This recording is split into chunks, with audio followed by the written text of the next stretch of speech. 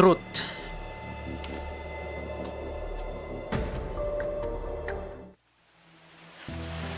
Main River Embankment, White Zone, Frankfurt. Dusk settles over the city. The setting sun pours down like molten gold, staining the clouds in shades of crimson and amber. Yet Ballard and Lunacy have no mind to admire the beauty before them. They are clutching a dying Maltese, running from place to place in search of a hospital that can save him. Fortunately, this is the same little dog that Ballard once fed. By sheer luck, he survived being run over by a car. Unfortunately, he now teeters on the brink of death. If they cannot find a vet soon, he will not survive. Sorry, this is a hospital for people. We don't treat animals. Try somewhere else.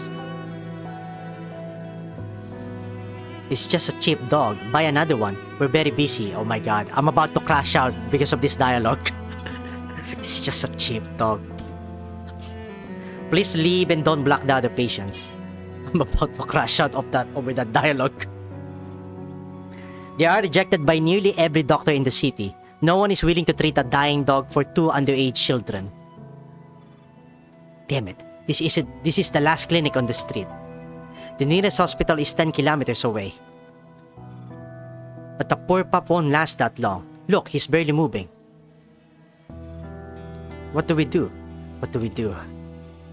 When people are young, no matter their nature, they still possess a measure of compassion. That is why Ballard fed him in the first place. But the cruel reality is that no one wants to take in the dog. No one wants to answer the siblings' prayers. Bill, help me. What? Ballard turns toward his sister. Her face is flushed from running, her breath ragged. Yet her expression is utterly serious. She seems to be observing something. He's breathing blood bubbles, and there are clear signs of pneumothorax. We need to find a way to let him breathe again. Sister, just the two of us? Besides us, who else will save him? Who else can save him? Sister, can we really do this? Even if you have assisted doctors before, Trust me, Bill. If you truly cannot bring yourself to do it, then leave it all to me. I won't blame you. After all, it is an elder sister's duty to support her baby brother until he grows up. Her gaze is unwavering, almost inspiring. The moment their eyes meet, Ballard feels courage drive away the chill of fear. Lunacia has the kind of will that can give even a coward the strength to face reality. I'll help. Good. I'll buy the equipment and disinfectant. Bill, carry the little one somewhere quiet, where no one will disturb us. Move steadily and calmly. He's very frightened right now. If he struggles, hold him firmly. Don't let him hurt himself, alright? Her instructions are calm and clear. Ballard absorbs every word. Though he hesitates, if sister says so. I understand. I feel a bit hungry. Bill, we did it! We actually saved him. It seems I was right. The external trauma caused pneumothorax. A tube had to be inserted to drain the blood. At least he can breathe now. Excuse me. Done segment 6, sir. Hey! Congrats! Finally, I got lucky for the first time. Hell yeah! That's a massive W and a massive W, Lunaria. Congrats, by the way, congrats. Now you get to enjoy Vormastina at her finest. Now, watch her. Please try to do at least one heroic mode. You will see how powerful she is. Or even just one barrel. And then let her support like 5 times. You will see what I mean. How strong she is at segment 6. But this is only a temporary measure. We still have to find a way to get him to a vet. Oh yeah, are you going to get at least her weapon? Even just at rank 1? If you are, good luck in advance now. The weight hanging over Ballard's heart finally lifts. He never expected that the two of them, still children, could actually save a dying dog. Already have 2? Nice! Congrats! Congrats, congrats. That's a massive W for your day off. You have a day off, you have a segment 6 Boy Mastina, and you have 6P71. Talk about a good day. Yunasia takes his hand and presses it against the Maltese chest. I have 95 CP left. If I want to max your weapon too, but think not worth it, right? It is very worth it. You still have 95k. Damn. No, it is worth it. It is very much worth it to get her weapon to rank 6. Because the more defenses she ignores, the more damage she actually deals. And imagine this. If you stack her reverse heart from her fixed key, and then the graceful spin buff or passionate spin, the passionate spin from Yuhi, she deals more damage the more defenses she ignored. Yes, she is very much worth it. Nothing is worthless or useless from her. If you max her out right now, you won't regret it. Unless if you're looking to have a duplicate of the other dolls, then I guess I suggest you just get her weapon at rank 1 and that's it. But honestly, you will not, it's not worthless to get her weapon.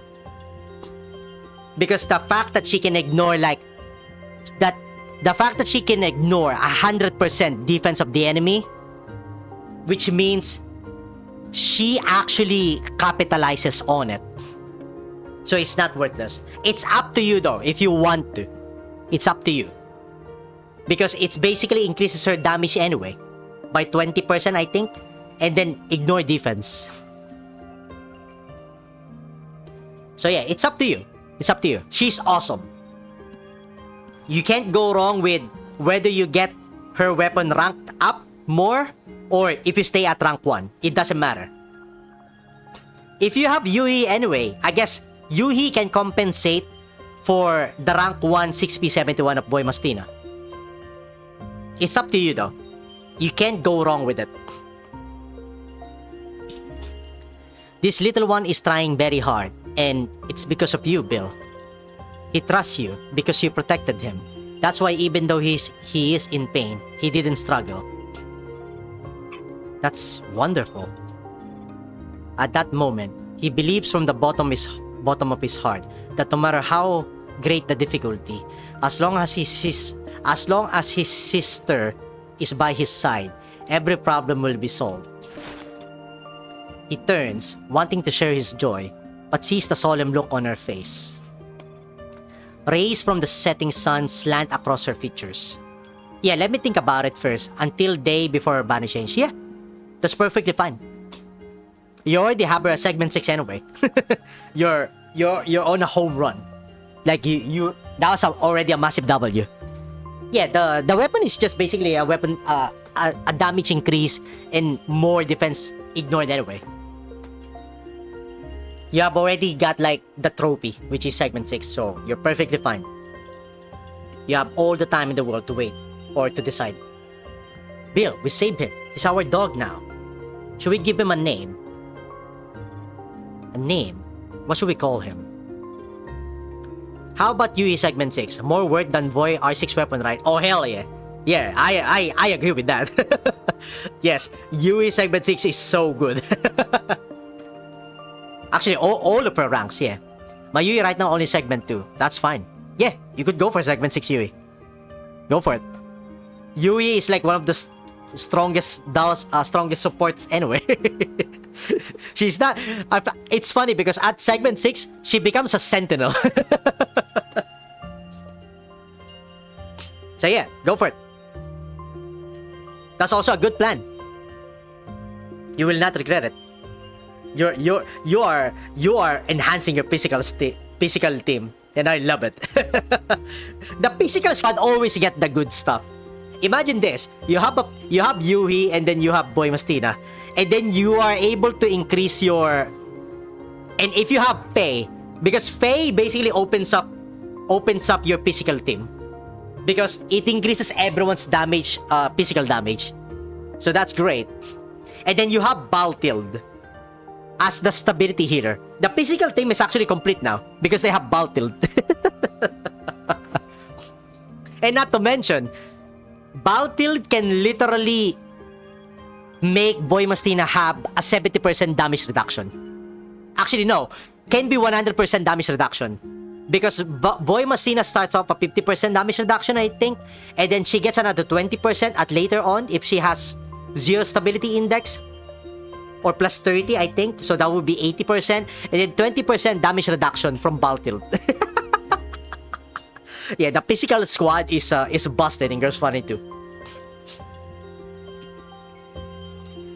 Let's call it Bill.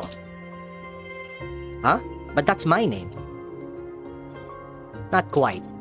You'll grow up someday and become Ballard. But this little Bill can remain Bill forever. Her smile fades slightly, touched by sudden sorrow. An elder sister's duty is to protect her baby brother and wait for the day he grows into a man. But as myself, I have a selfish wish I can hardly say aloud. I hope Bill will always just be Bill, not Ballard or Oberstein. Her hand cups his cheek. Her eyes seem wet, like she's smiling through tears. Damage reduction even on B1 Hilde? No, even just a segment 0. You just use you just basically use the fix key. That's already online in segment 0. Yeah, for Baltil. Oh, okay, I will level her up then. Yeah. She's really great. She's a great support. I made her an end of action build. That's the fixed keys that I've equipped on her. The one that restores stability index and the one that gives damage reduction buff at the end of her action for all of the dolls who are not protected by cover. Because Boy Mastina is not protected by cover. She can never get the benefits of cover damage reduction.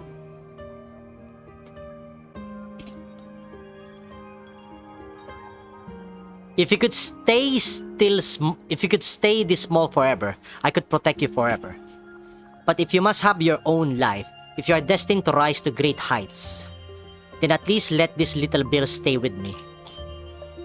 Ballard stands there blankly, unable to speak. Sister, why would you think that? I will always be your little brother. When I'm with you, I can always just be little Bill. No, it is your mission to change this world, Bill.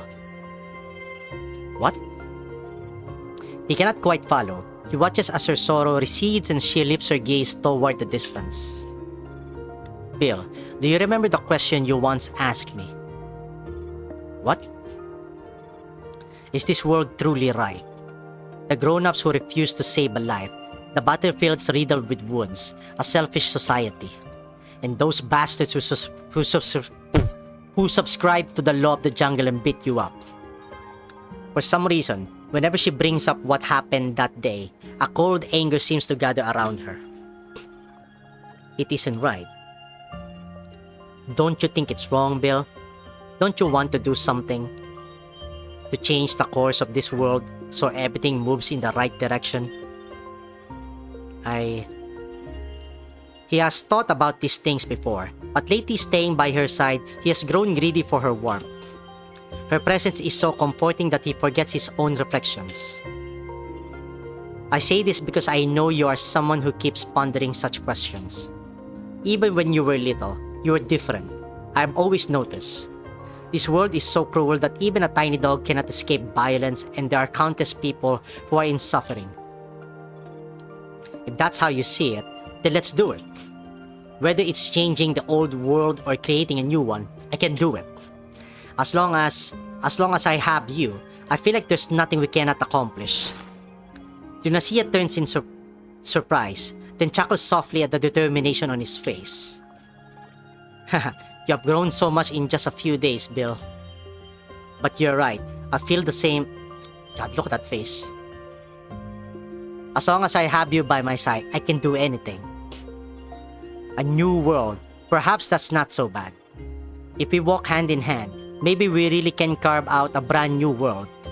A place without exploitation or persecution, where everyone can play freely upon green grass. We'll build a true paradise there. What a creepy sister. Ballard stares at Lunacia's face. A breeze lifts her hair, revealing her smooth forehead. Sunlight shines upon her features, and in that instant, he sees the goddess of his destiny extending her hand, inviting him toward the new world. He carves every glimmer of that day deep into his mind.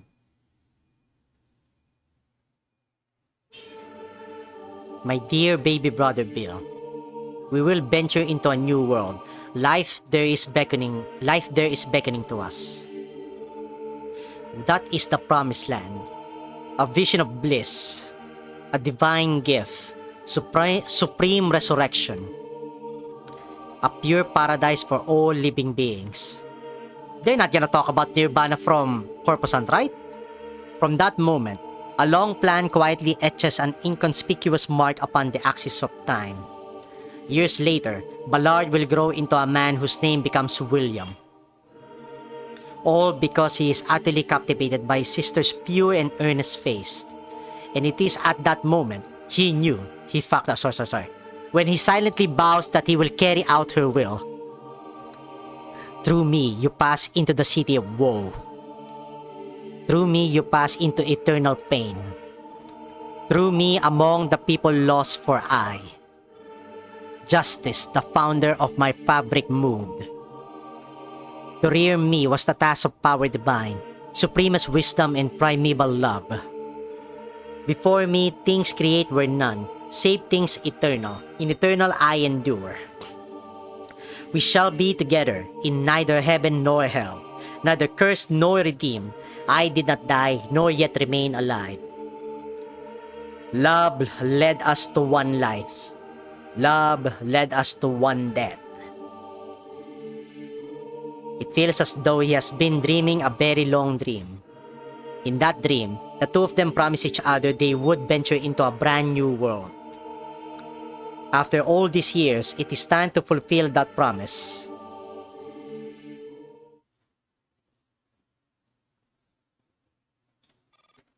Terminus Laboratory, Stasi Building, Underground, Frankfurt. He awakens from a haze of confusion. Before him stands an empty operating table. Lunacia is gone. Sister, did we succeed? Is this our new world? Dragging his heavy body upright, he looks around. She is not with him. Sister? Sister! He calls out twice. Nobody answers. How much time has passed? He cannot remember. His last memory is of a bomb detonating behind him, the shockwave knocking him unconscious. But he clearly recalls that in that instant, he saw his sister's eyes open. William reaches for the pocket watch on his person. When he pulls it from his coat, he finds it has long since stopped ticking.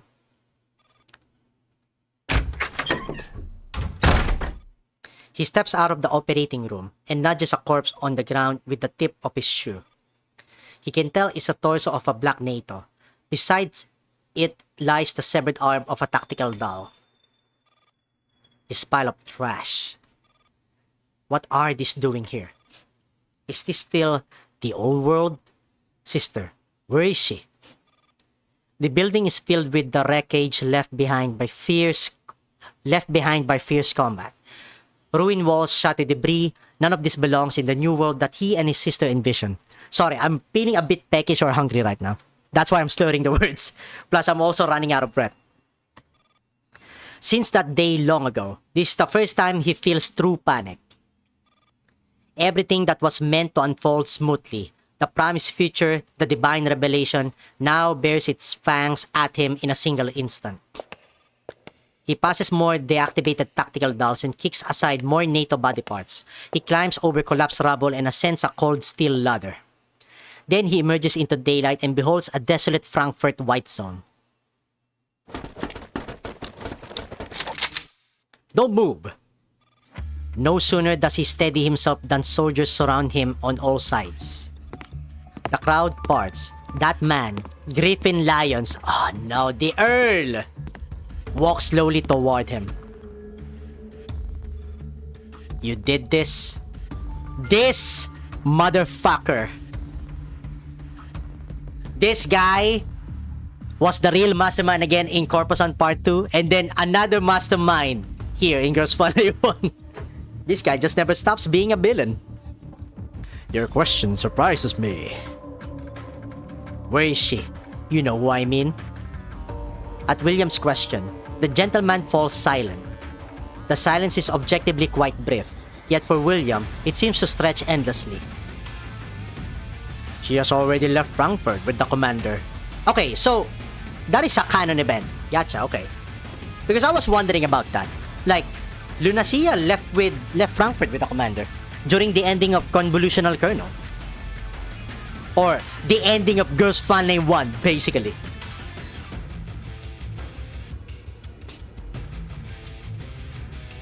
You had better not be joking. I wish it were a joke. As a politician, Griffin Lyons is an exemplary liar, but he never lies without purpose. What does that mean then?